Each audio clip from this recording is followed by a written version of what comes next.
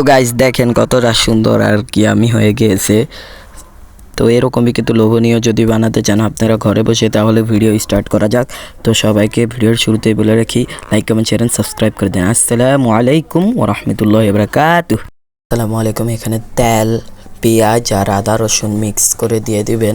তারপর যখন গরম হয়ে যাবে তখন একটু লাড়ে দিয়ে দিবেন।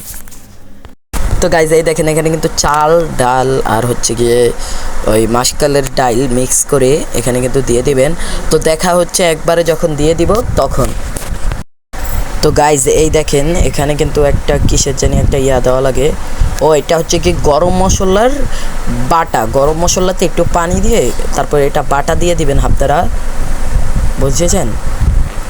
আমরা কিন্তু আজকে ডিম খিচুড়ি খাবো, এই জন্য এটা বানাচ্ছি আর আপনাদের সাথেও শেয়ার করছি। তো এইভাবেই দিবেন গরম মশলার বাটা। তো দেখা হচ্ছে একবারে যখন হয়ে যাবে তখন। তো আমি কিন্তু 5-10 মিনিট রাখার পর দেখেন কতটা সুন্দর দেখাচ্ছে আর একটা আলাদা স্মেল আসছে। তো দেখা হচ্ছে একদম যখন হয়ে যাবে তখন। তো গাইজ এই দেখেন এখন কিন্তু পুরা মনে হয় আমি 20 মিনিটের মতন রেখেছি। দেখেন কতটা ঝরঝরা আর সফট হয়ে গেছে। এরকমই করে কিন্তু আপনারা বাসায় রানবেন। তো এরকমই করে রানলে দেখবেন কি অনেক স্বাদও পাবেন আর মজা হবে। এখন চলেন একটা পরিবেশন ভিডিও দেখাই। স্টার্ট।